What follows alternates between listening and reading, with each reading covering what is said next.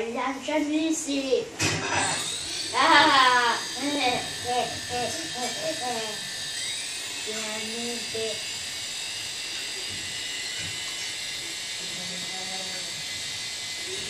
Non vuole studiare una mia miscelata?